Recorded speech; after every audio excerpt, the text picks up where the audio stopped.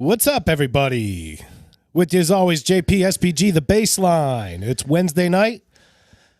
We are in the middle of the AL and NLDS, which all happen to be actual division series. Literally in the middle. We're right in the middle. So we're going to get you caught up, brought up to speed on everything that's been going on the last week or so, everything today and what's to come ahead. What's going on, SPG? What's up, buddy? It sure feels like October outside, doesn't it? It's a crazy weather day out there with wind and rain, and the leaves are flying, and here we are. It's October.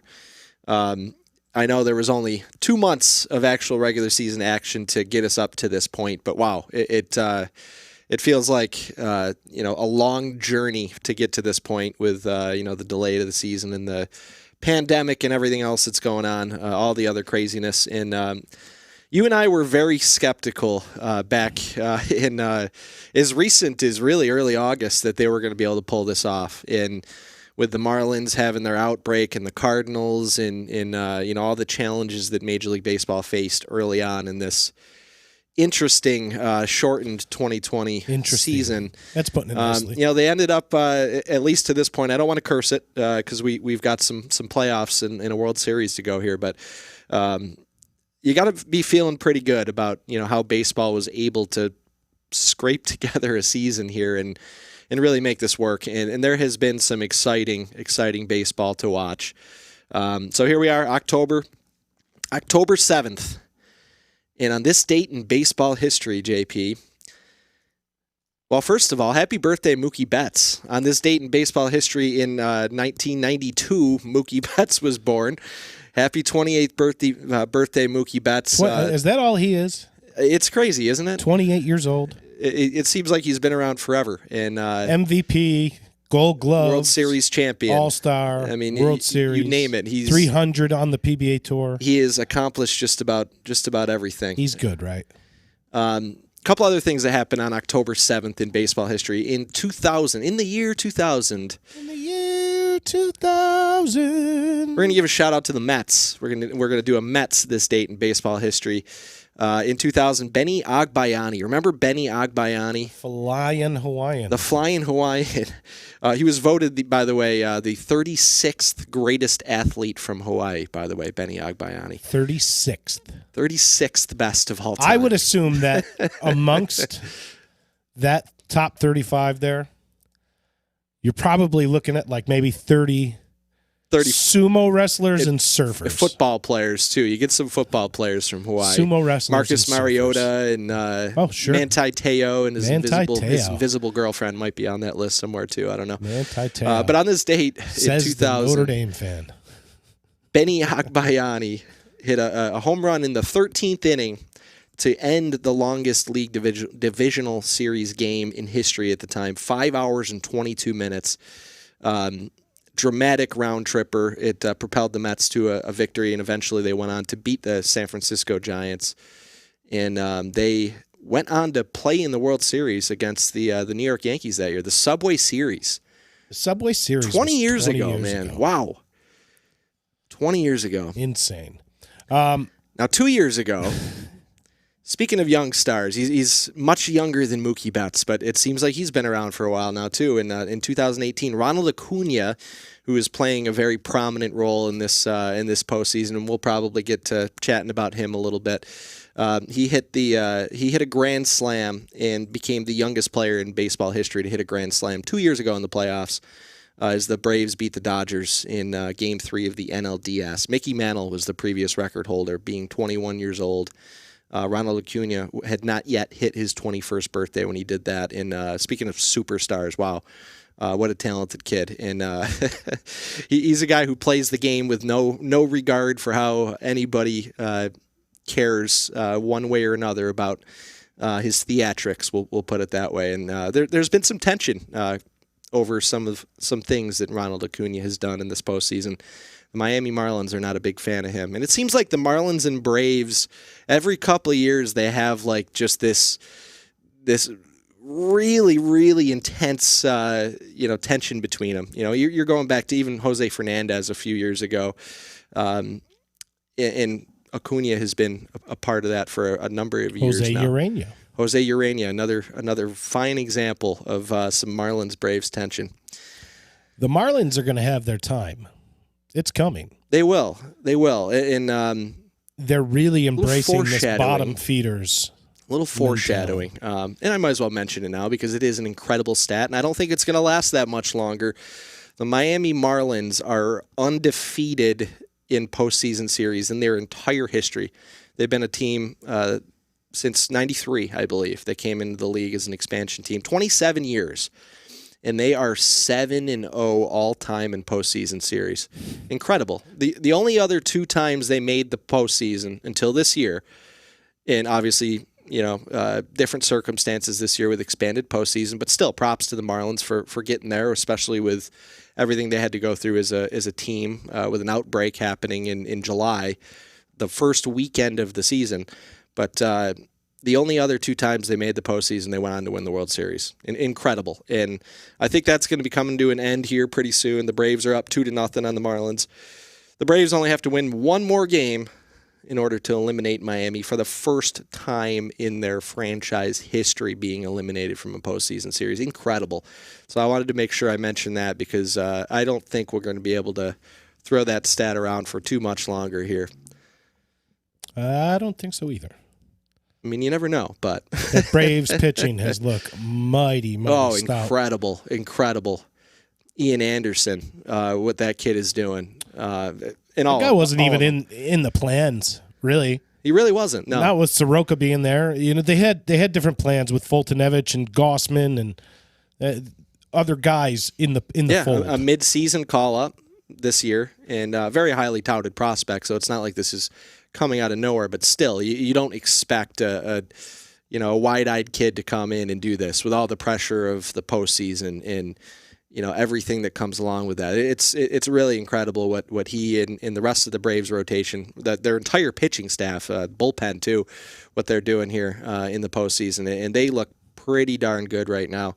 2 guys that were can't-miss prospects are finally starting to figure it out, and they're both figuring it out on the Braves. Well, one's been figuring it out for the Braves for a few years now, and one figured it out last season for the Tampa Bay Rays. I'm talking about Dansby Swanson and Travis Darno. Both, like I said, can't-miss prospects coming up. Dansby Swanson, number 1 overall pick by the Arizona Diamondbacks, and almost promptly traded for Shelby Miller. How about that trade? He's starting to find his power stroke, and that's a really good thing for him. In addendum to all the other things that he does well, he's a really solid defender, and it's nice to see him. You don't ever want to see a guy that's drafted number 1 bust. You feel for that guy because there's so much expectation. So it's nice to see Dansby Swanson doing good. Like Brian Taylor. Travis Darno. Brian Taylor. Travis Darno at a very thin position.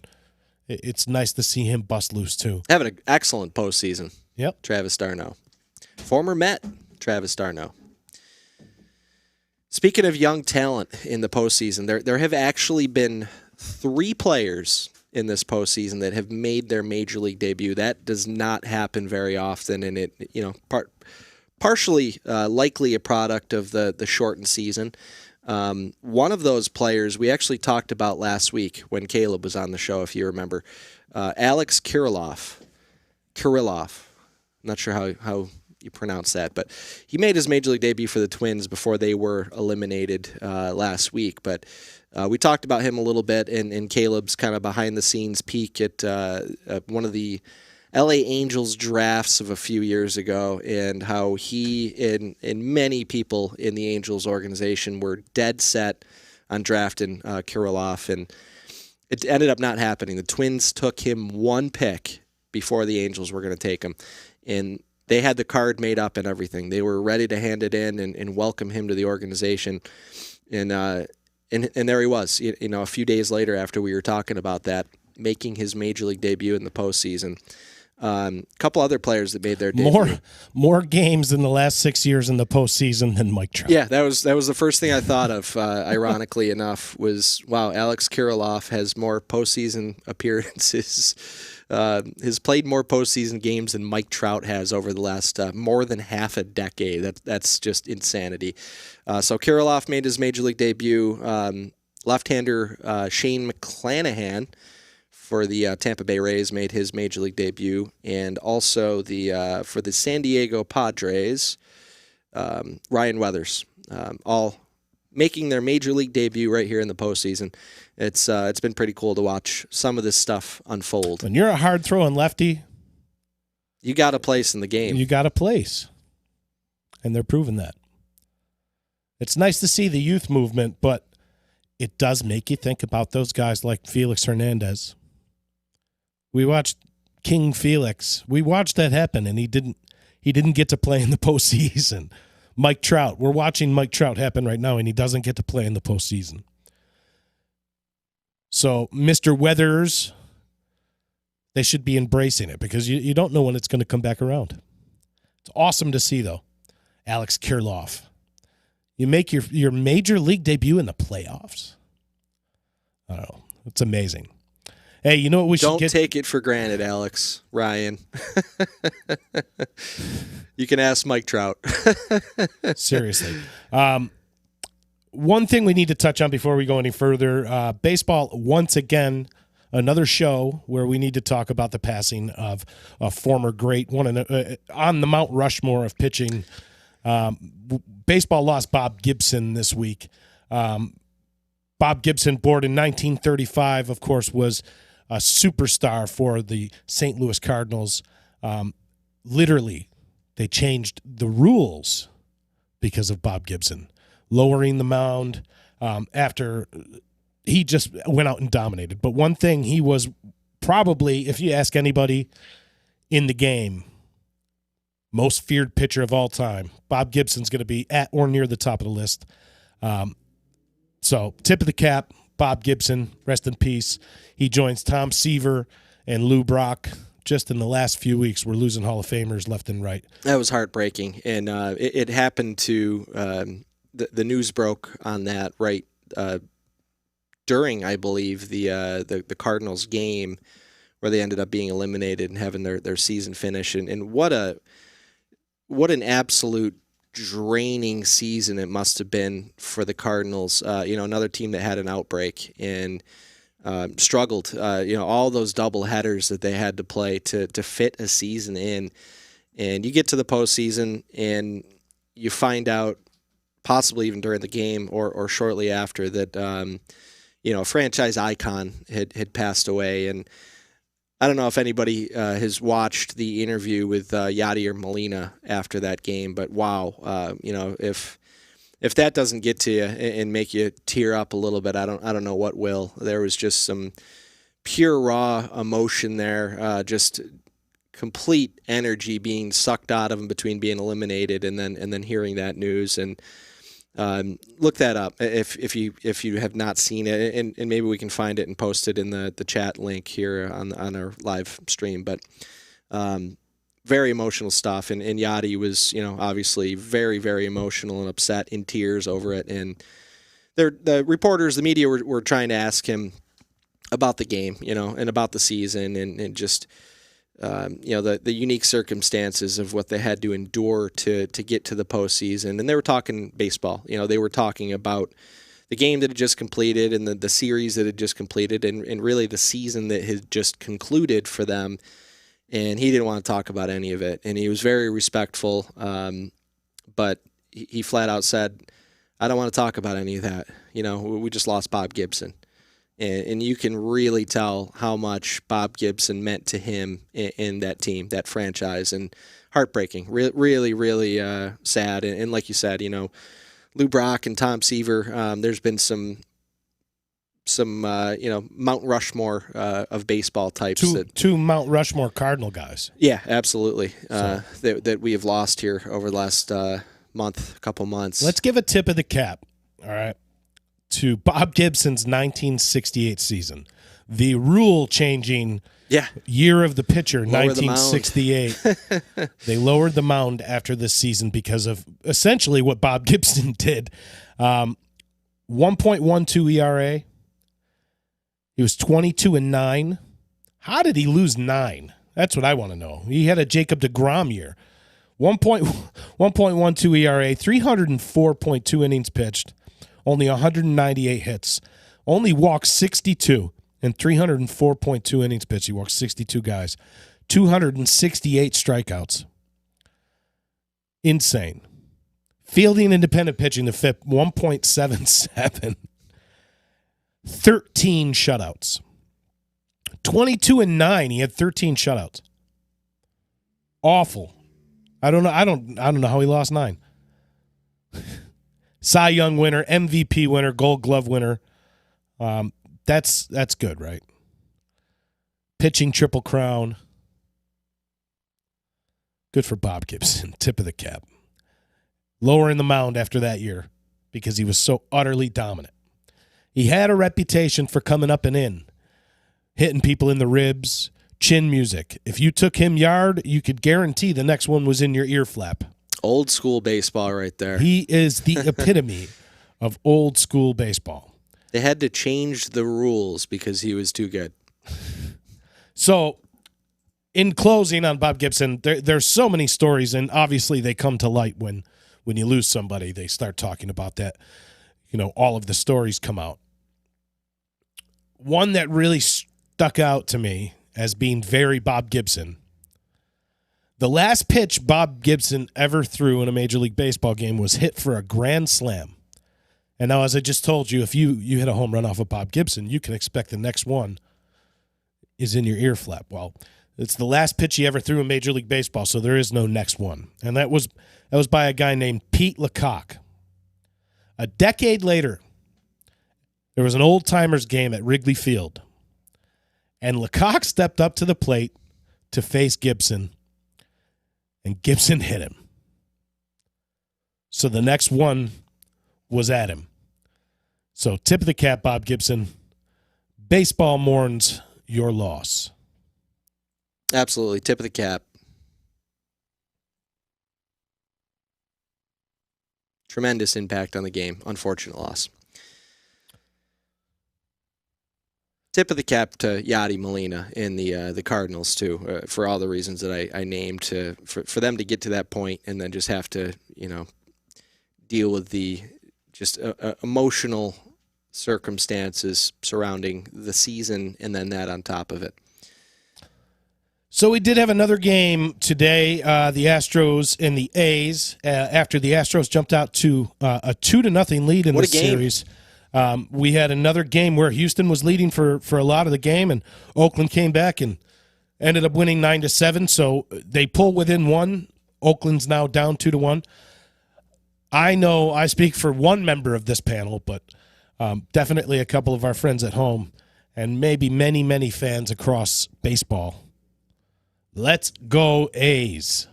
Absolutely, yeah. Let's go A's. The fighting Melvins. The fighting Bob Melvins. The Kelly Greens. Let's go A's. What do you think the keys are to this series for Oakland to get back even and take over in this game? Because you see all of a sudden George Springer hot. What an October guy he is. He does nothing but produce in October. You can't take that away from George Springer. He's like the guy in 8 Men Out that wasn't in. You know who I'm talking about. Shoeless Joe. Put him in. 8 Men Out. But he wasn't in on it. Maybe. But George Springer has been performing all of a sudden. He's shown a lot of life, and now with no ace, no legitimate ace, career low averages coming into the playoffs, an under 500 record coming into the playoffs, and now all of a sudden they're world beaters again. I don't know. I don't know.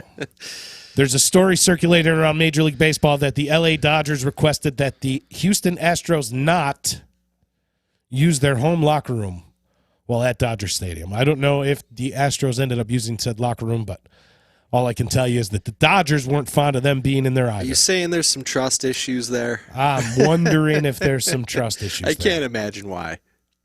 But that's all I want to touch on with this series is let's go A's. Yeah, and that was a incredible game and huge, a ton of home runs in that game. 9-7 final.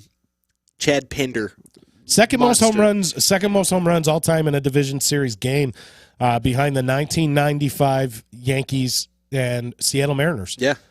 So. Yeah. There was actually a really good this date in baseball history on that series too. Edgar Martinez hit a game-winning home run on this date to send it to Game 5. And we know how that turned out for the Seattle Mariners and the Yankees. All those home runs in that Here series. comes Griffey game. 22 home runs, 25 home runs, something like that in that 95 series. And you remember a guy scoring from first. Yeah.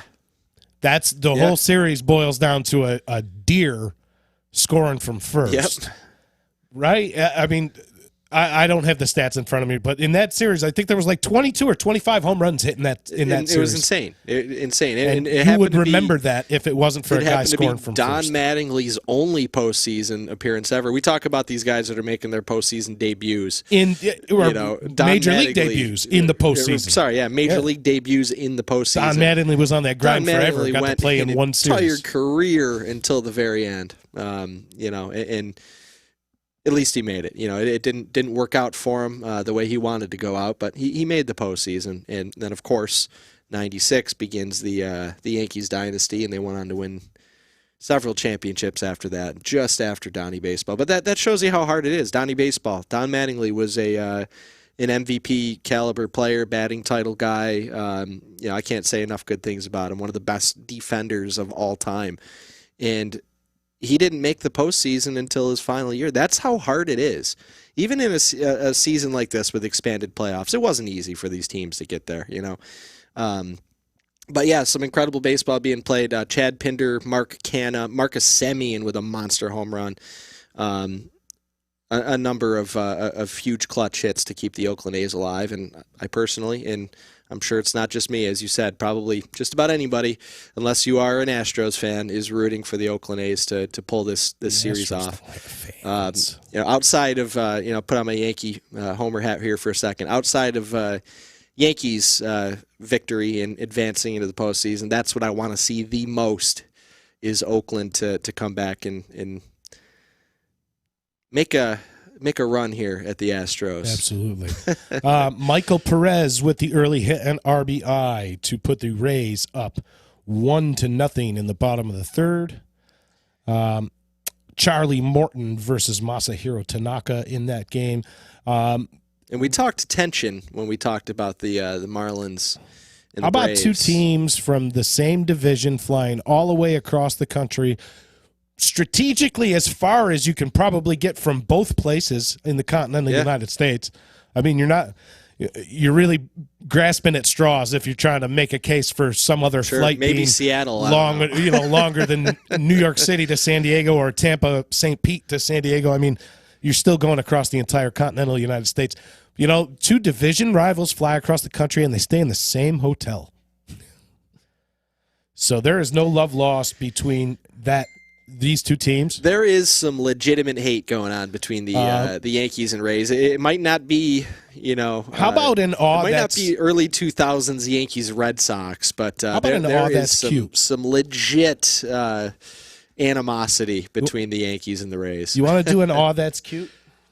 Aw, that's cute.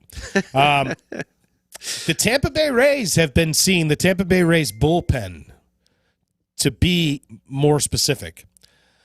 When they did clinch the division earlier, a couple weeks ago, and recently, they have been seen wearing these shirts. Now, as you remember, the series has been done for so long.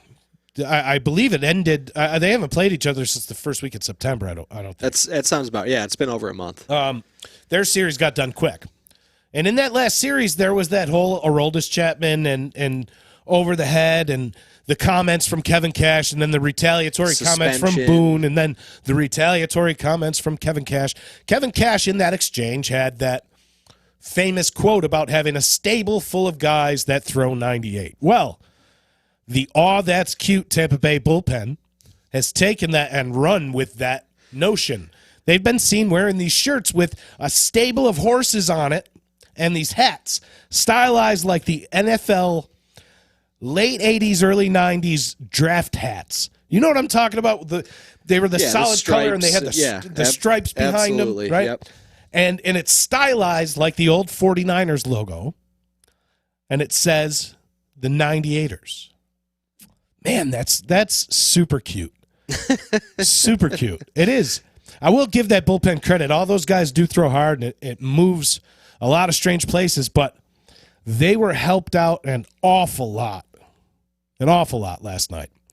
And I'm not one to sit here and play the homer card. You know, I'm a noted Yankee fan, but I'll watch a game and I'll watch the umpiring, and I'll be fair about it.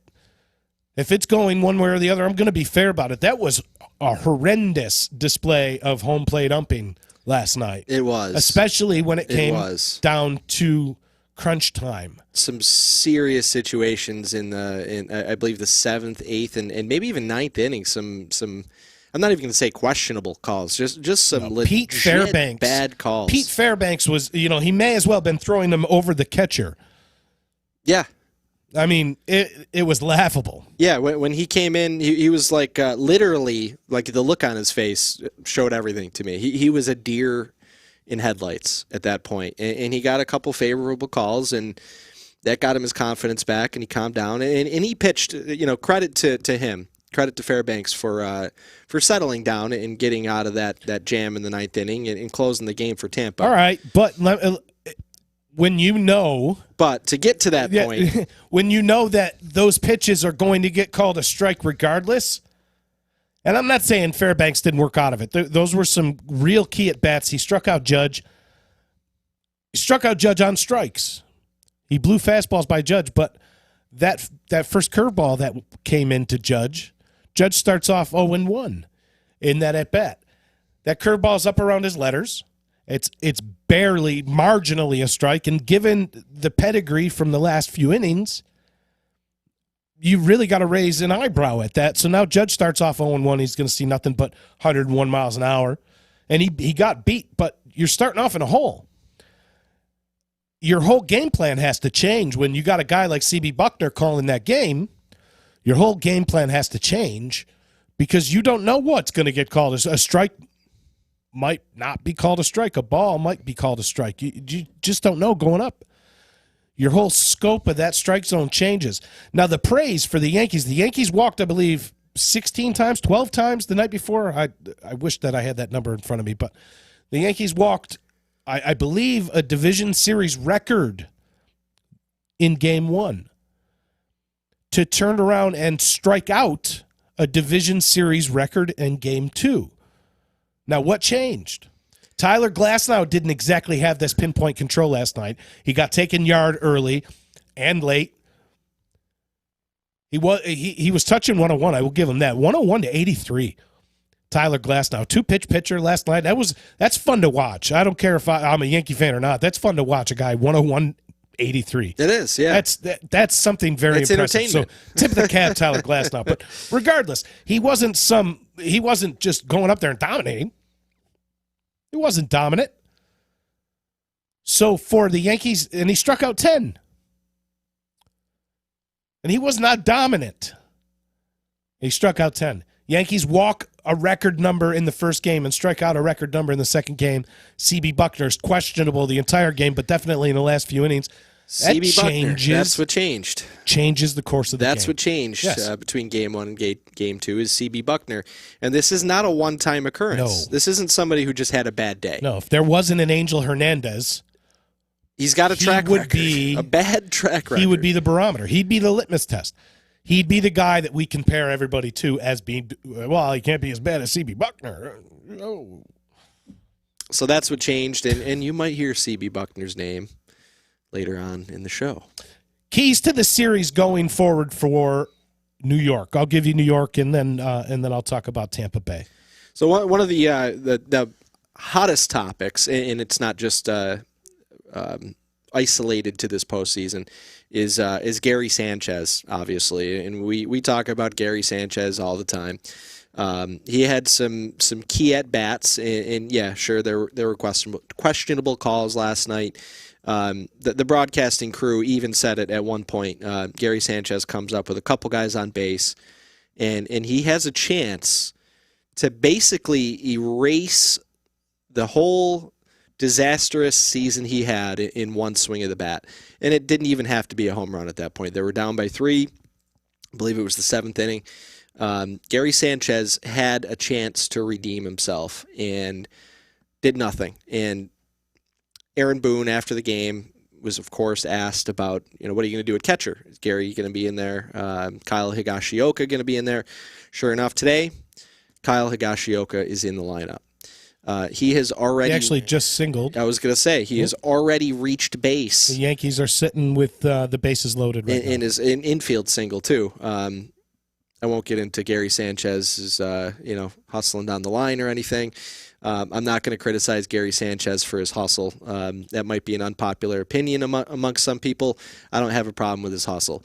But the catching position is huge. I just don't think he's capable. Key to the series, the Yankees catching position, and that's not just in the batter's box. No. Postseason, you need every single advantage you can get. You already know Higashioka's catching Cole, and now he started Game 3. So you need every single advantage you can get. And the Yankees lineup is stacked. There's no secret about that. Everybody that they throw up in the batter's box there, that they send up to the batter's box, is an all-star, or has been an all-star at some point in their career. And there's really no weak link except for Gary Sanchez at this point. And I don't blame Boone for throwing Higgy out there. And I hope that, he's shown this season to be a capable hitter. You asked me last year, he's a 0 at the plate, solid defender. This year, it's above average defender. Solid defender. Solid. Yep. He's not.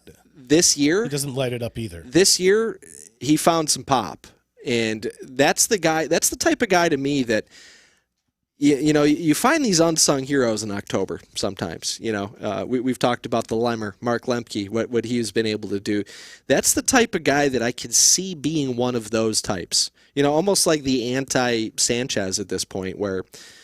Who knows, and I'm happy to see that Aaron Boone was able to make that call, and that's a tough decision, in the clubhouse. Gary Sanchez is a well-liked guy in the clubhouse, but everybody wants to win a game. You got to do everything you can to put the best team out on the field. So catching position for the Yankees is huge. Obviously, it goes without saying. I know this is cliche. It's a generic response. Pitching. It is what it is. The Yankees hitting, I am not worried about one bit. It is one. We've seen Giancarlo Stanton just go nuts this postseason. 5 home runs, I believe. Hopefully he stays healthy for the duration of the postseason for the Yankees' sake. I'm not worried one bit about the Yankees hitting. It's the catching position, huge on both sides of the ball. For your pitchers and for not being a rally killer in that lineup, because that's the one weak link at this point is Gary Sanchez. And then pitching. Yeah, bullpen, obviously, starting pitching. We saw last night, Davy Garcia only went out for 1 inning. He allowed a run. Looked okay. I think he could have gone a few more innings. And, they bring in J-Hap. And J-Hap allows, I think, what did he give up? 4 runs in the next couple innings. Can't be having that. We got to be making smarter decisions here on what we're doing. Sending Davy Garcia out as an opener, and we just need solid starting pitching. And we'll see what Tanaka has, tonight. I can see in the tank. I can see where Boone's getting the idea from. I get it, but you know what? It's not time to experiment. The time. No, because neither Davy Garcia nor J-Hap were prepared for that. And that's the thing. If J-Hap is ready to go, and not to say they had him firing missiles back there. I mean, he was warming up like he was coming right in. Right. I'm not saying he wasn't warmed up, but how is this not a plan before you even step on the field? Exactly. So it's a heck of a way to ruin a kid's confidence too. I agree.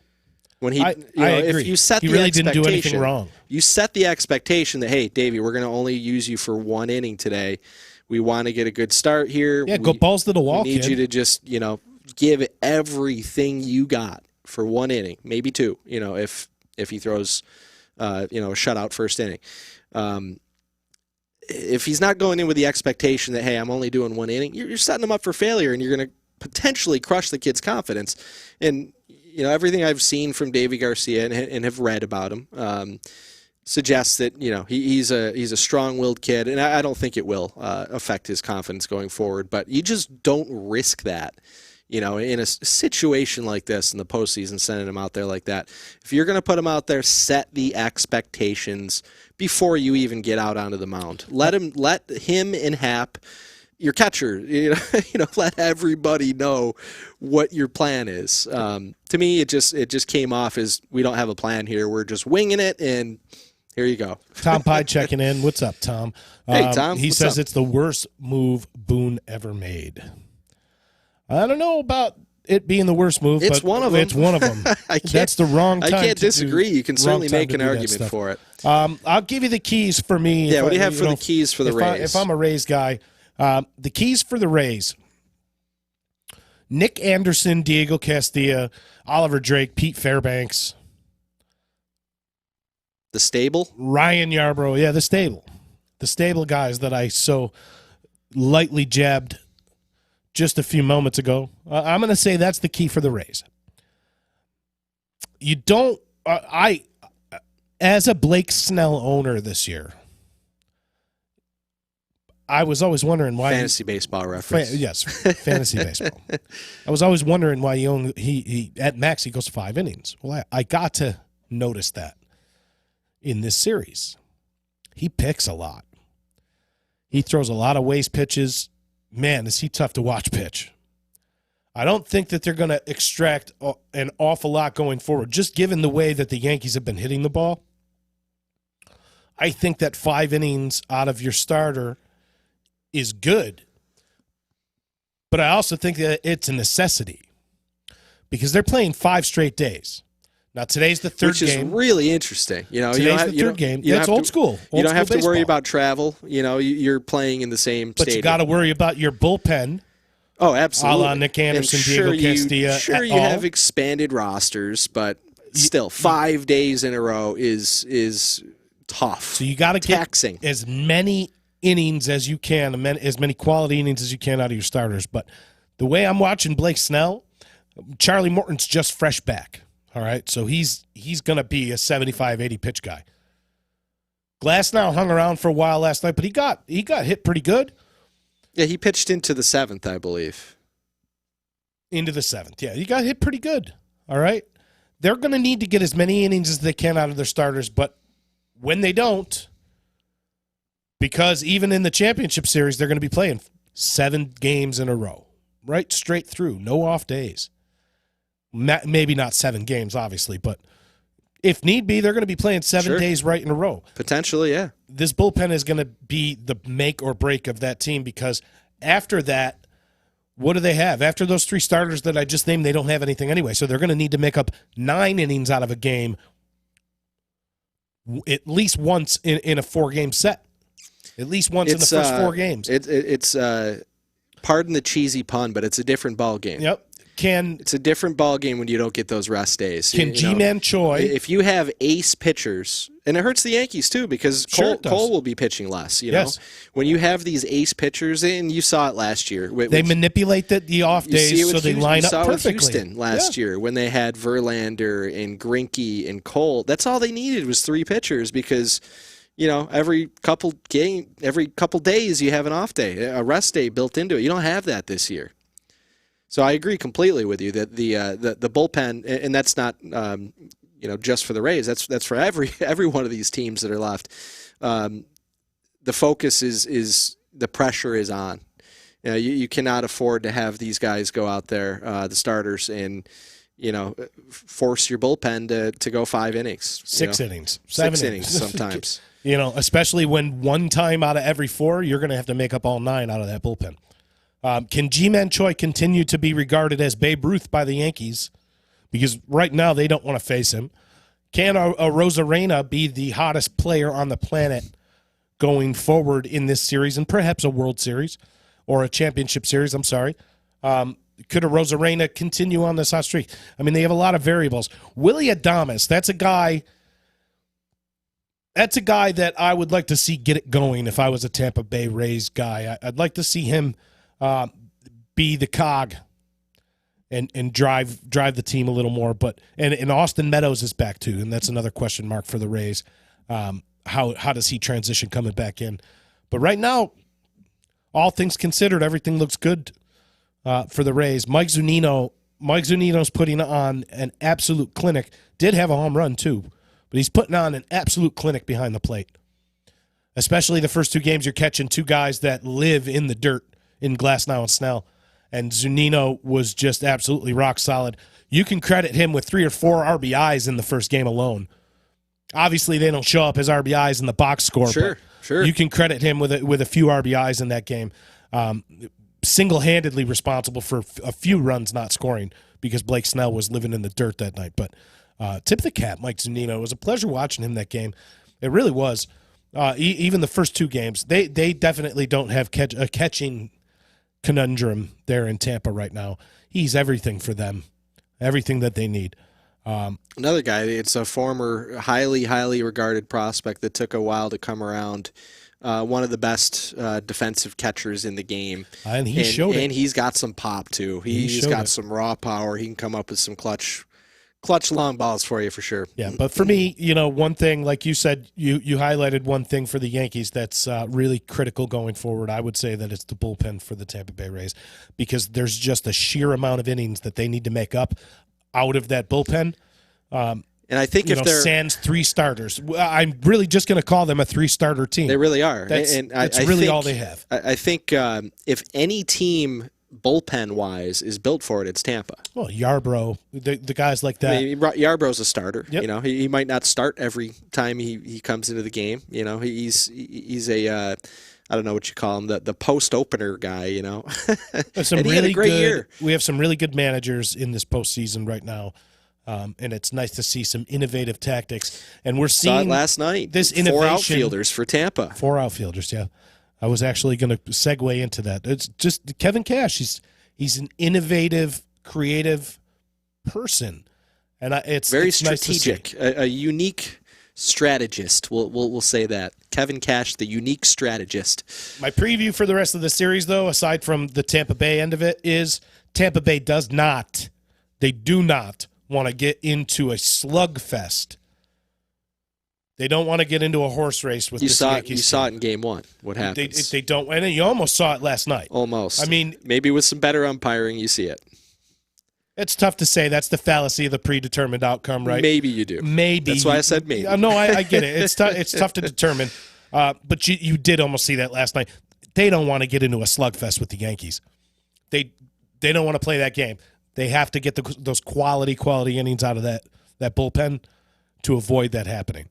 Because they can't win a 5-game set, a 7-game set, maybe in a 3-game set you can win. But you can't live trying to just hit home runs against the Yankees because they're going to out-hit you. I think the Yankees in 5. I think we see an epic series going forward, and I got the Yankees in 5. I'll stay true to my bracket that was completely busted when my World Series. Yeah, well, let's go over our brackets. My World Series prediction: Cincinnati Reds went bust. Wow.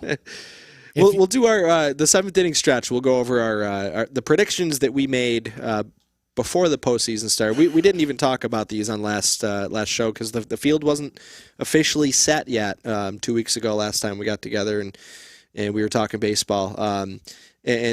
Yeah, I've had some teams drop out already that I had predicted to go fairly far as well, and we'll go through our brackets. And I know you mentioned you picked the Yankees in this series, and I will reveal what I picked.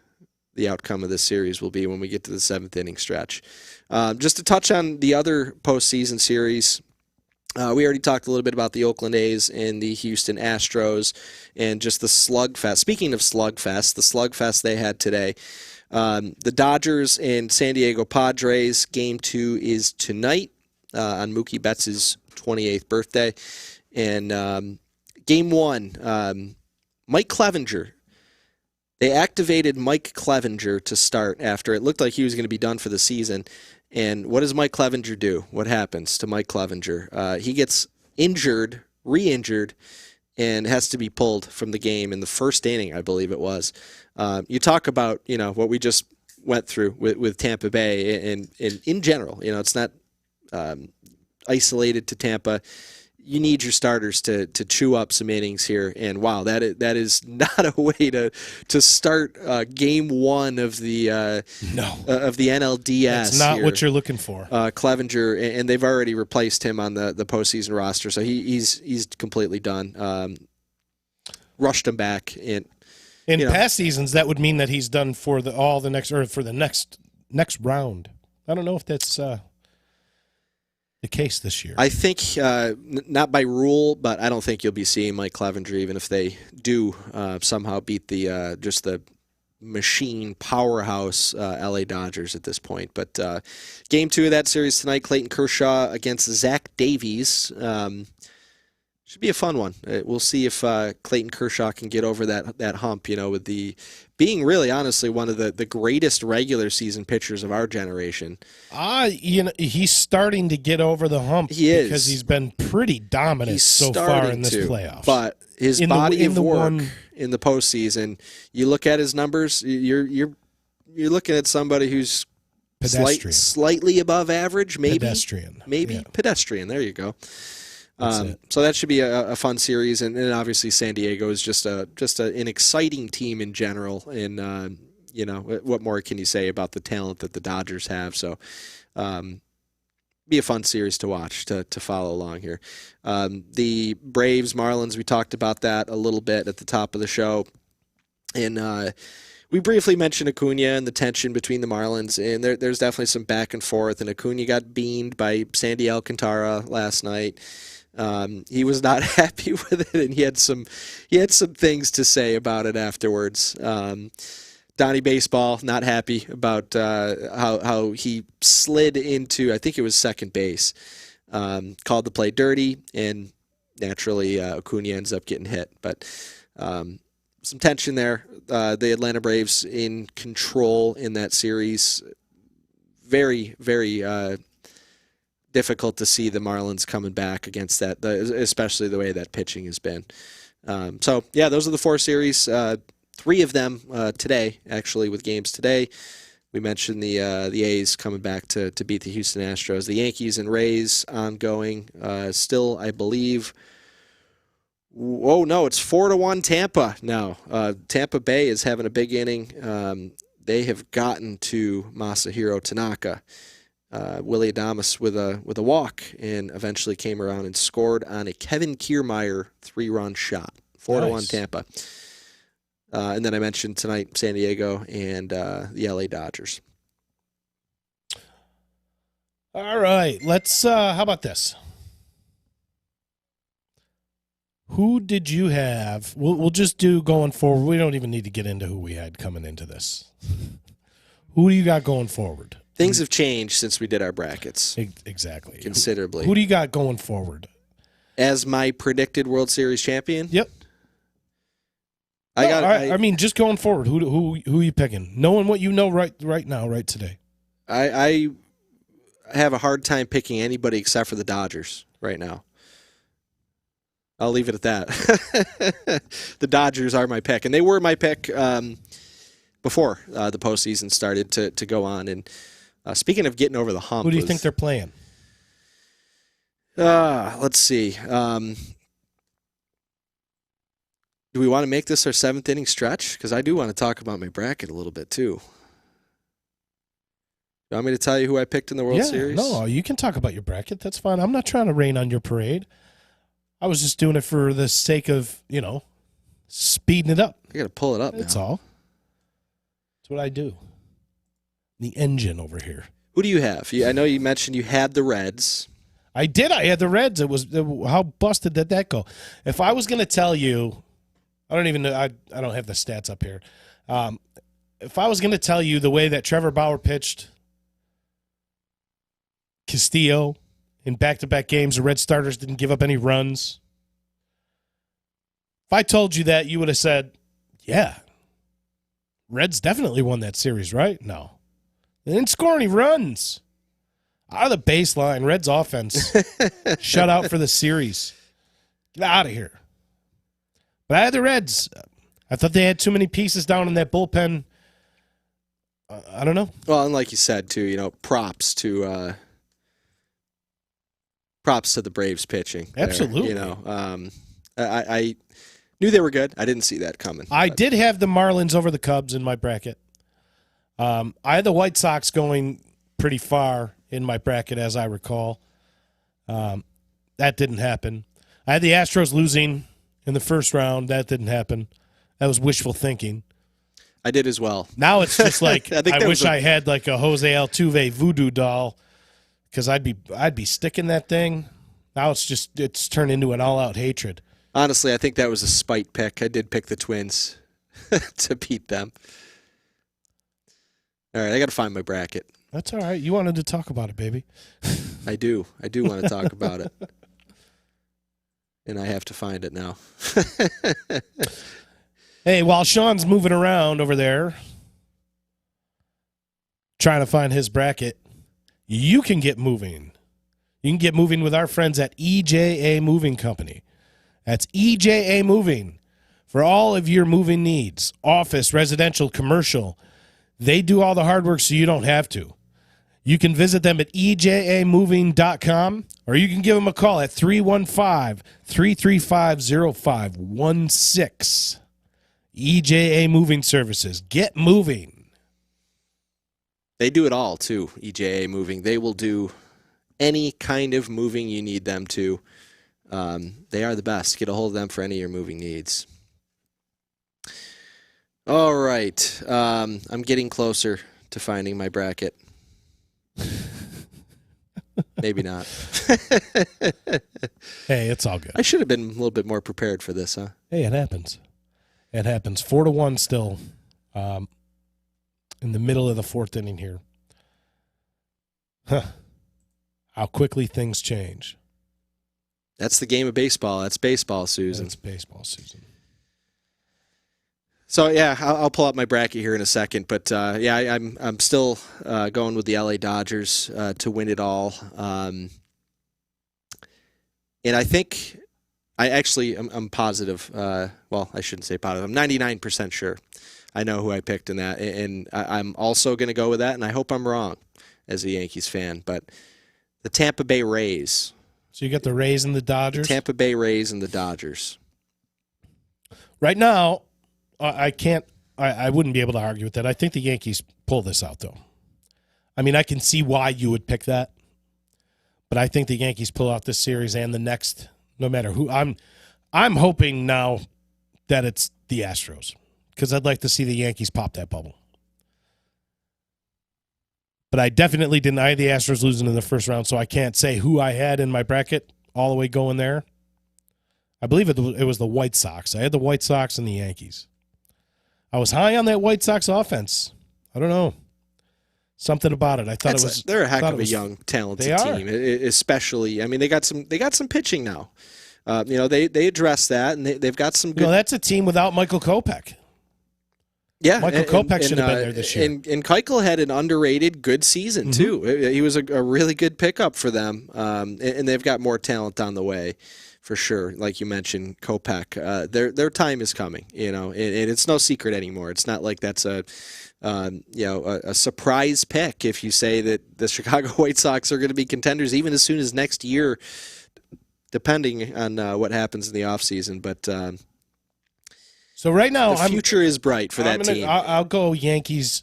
I'll go Yankees Dodgers, because I agree with you about the Dodgers. I'm not particularly a fan of the Dodgers, but I think that they outmatch either of the teams. Presumably, the Braves are going to get in there from that series. I think they just outmatch the Braves. I think the Braves' run comes to an end. The Dodgers make yet another World Series, and we'll see if they can get over that hump.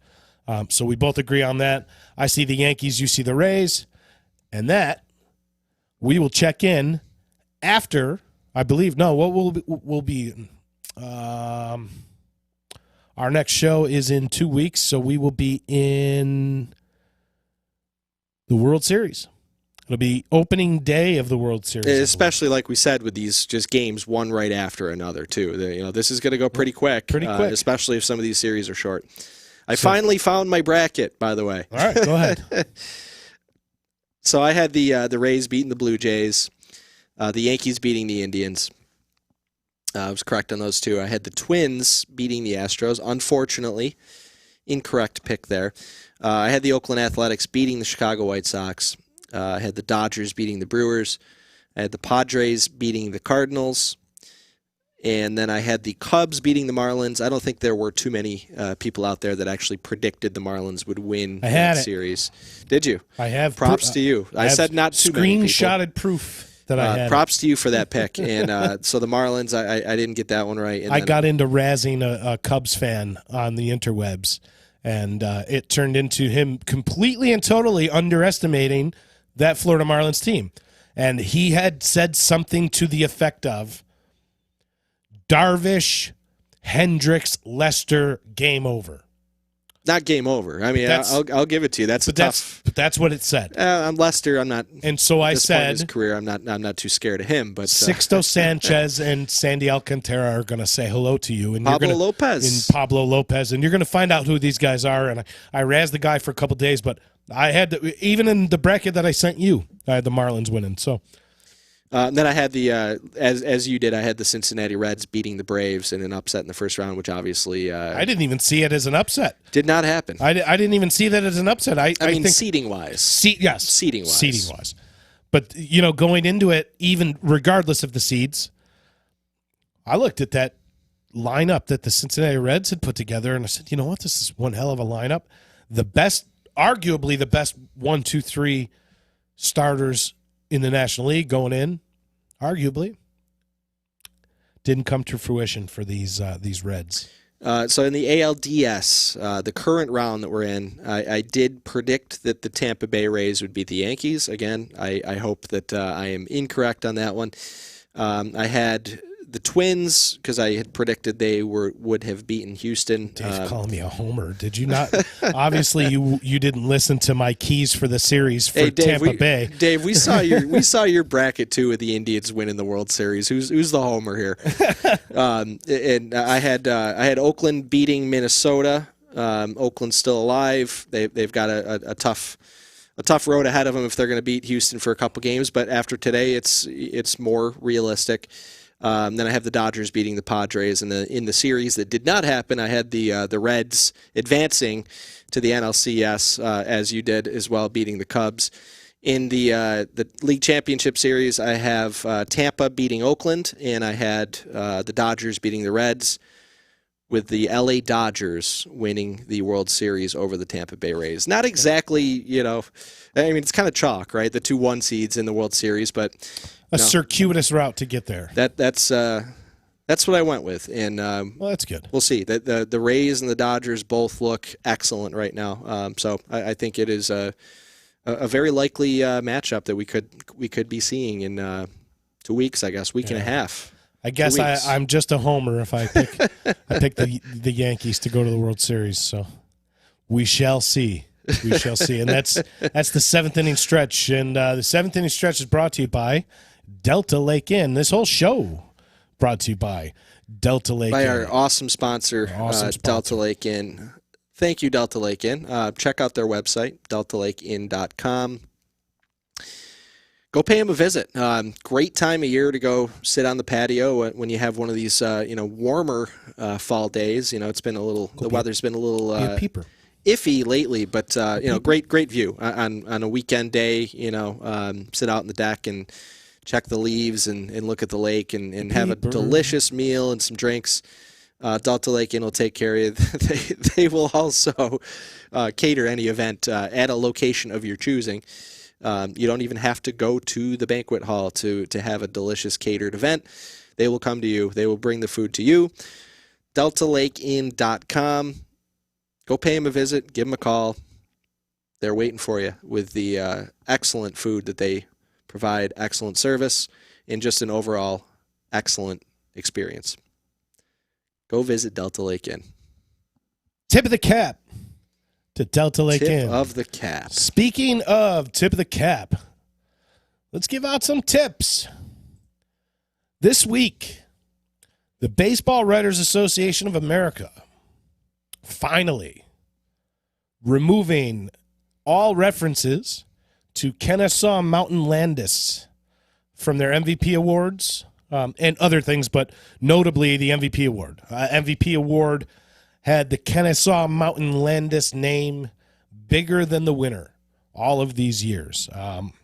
If you don't know who Kennesaw Mountain Landis is, former commissioner of baseball, commissioner through much of the segregation of baseball, and was a staunch proponent. He was a proponent of segregation. Of the game. So if it was up to him, we don't have Jackie Robinson. A few years after, we don't have Bob Gibson. We don't have Hank Aaron. A few years after his passing, Branch Rickey, Roberto Clemente, of course, you name it, brought up Jackie Robinson, and the rest is history. But Kennesaw Mountain Landis, a proponent of segregation, no room in the game for references to you.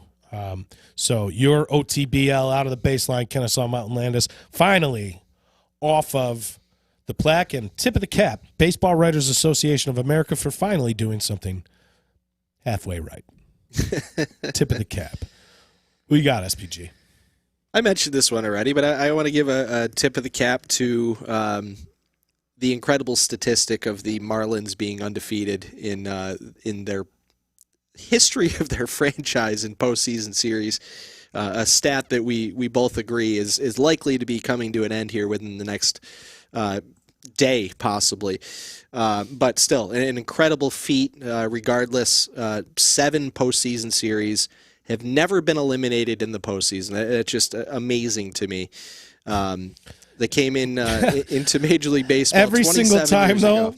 Every single time they got eliminated the next February at the winter meeting. Yeah, or before that. They were eliminated for the next decade. The next winter meetings. Tear it all down. It was gone. Tip of the cap, Wayne Huizinga. Tip of the cap to that Dave Dombrowski. Incredible stat, and also tip of the cap to the job Don Mattingly did with this team, with everything that they had to. Did you see Donnie Baseball's slide? I did not. When they beat the Cubs at Wrigley, they took a team photo, and the team apparently smoking cigars on the field is like the thing now, especially for the Marlins. Smoking cigars after a victory cigar on Wrigley Field, wearing shirts that say bottom feeders on them. I mean, how can you not kind of, in a way, as a baseball fan, root for that team? But Donnie Baseball, as they're taking a team photo, Donnie Baseball comes running from the peripheral, runs across the shot, and does a slide. A little, like almost a pop-up. No pop-up, but a pop-up slide where he's got his foot tucked behind and he slides into the middle of the photo, a la Willie Mays Hayes in Major League. It was nice to see.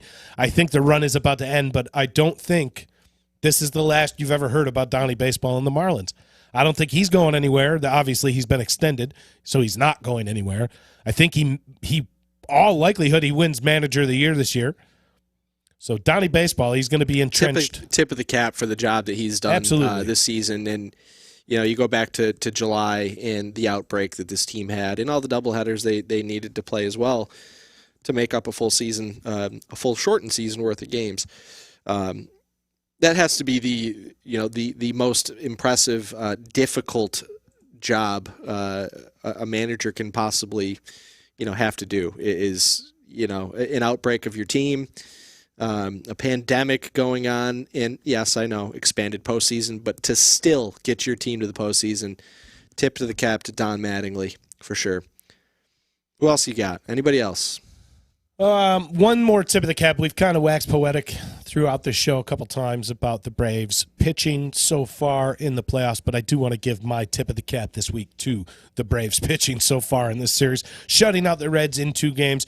Really, the only hiccup is from Fried. 5 earned runs, and I believe that were the only 5 earned runs given up in this whole playoffs for the Braves were by Max Fried. So tip of the cap to all of the pitchers on the Braves staff, except you, Max Fried. No, only fooling. Tip of the cap to that young Braves squad. Their run may soon come to an end, too, when they get to face perhaps the Dodgers in the next round. And to be doing it without Mike Soroka, too, who's agreed. Their ace. You know? Fultonevich was in that plan to begin the year, too. Another hard-throwing guy that the Braves don't have around. But tip of the cap to the Braves pitching, really buckling down when it matters. Arozarena, another guy, he's on another planet right now. So I can give these are like on-field tip of the caps. Yeah, tip of the cap to Stanton for what he's doing. Another guy. Yep. After just being obliterating injured baseballs. for 20 years. Obliterating baseballs. Before we get to out of the baseline, we were correct. Our last show, we did predict that the Angels would let Billy Epler go, and sure enough, following suit, they did. Also, Klentak out as the Phils manager after not making the postseason in an expanded postseason. A rebuilding Florida Marlins or Miami Marlins get in above you. An awful disappointing season after spending all that money for the Phils. So Klentak out as the GM for the Phils as well. Quick update. Yep. Arozarena just homered, so it's 5-1 Tampa. 5-1 Tampa Bay. Out of the baseline. Pitching change. Chad Green into the game. Out of the baseline. CB Buckner, we talked about him already. Brutal. I'm not going to go into much more detail, but God. You're out of here. You are out of here. You are out of here. Colenso voice. Yeah, you're out of here. That was just a pathetic display.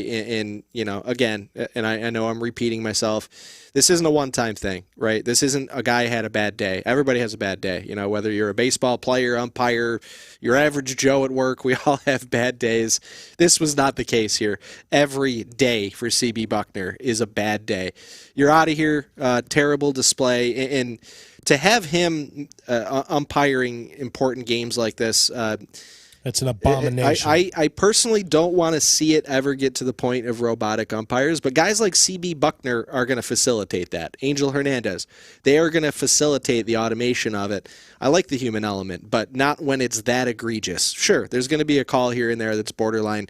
Not when you see it like 10 times a game. Come on, CB Buckner, you're out of here. Get out of here. I got one more. One more OTBL. And also, one thing I want to mention for next show, be on the lookout. We're going to give you a little bit of Mets news. We didn't do anything that's so Metty, so that in and of itself is so Metty. So no, that's so Metty. The only Mets mention we had was Benny Agbayani. Benny Agbayani, that's so Metty. Next week or next show, we're going to go over. We're going to go over what the new era of the Mets is going to look like and this potential free agent market that they're going to be staring at right dead in the face. Also, some general managers that may be making a little juxtaposition, if you will, in the general managers. Theo Epstein is a guy that comes to my mind, and maybe Theo Epstein lands in the NL East. Might be a pretty good fit there. Lots to talk about the Mets. Out of the baseline, here we go. Pretty simple. Minnesota Twins, Cleveland Indians, Chicago White Sox. Chicago Cubs, St. Louis Cardinals, Cincinnati Reds, and Milwaukee Brewers. What do they have in common? They're all from the Central. And what else do they have in common? A big zero. They all got bounced in the first round. Not advance. 7 teams from the 2 Central divisions, 0 playoff series wins this year. So Central divisions from the American League and National League, you are out of here. And until next time, we're out of here. We'll see you in a couple weeks. I'd like to say thank you to everybody. Disruption Network. Check out all the great programming at Disruption Network. You can check them out on Facebook, Twitter, Twitch, YouTube, or anywhere, Spotify, anywhere that you guys find your podcast. You can check out EC Radio, Agent Paranormal, No Time for Nonsense, and also past episodes of The Baseline and other great content. You can check them out also at disruptionnetwork.net.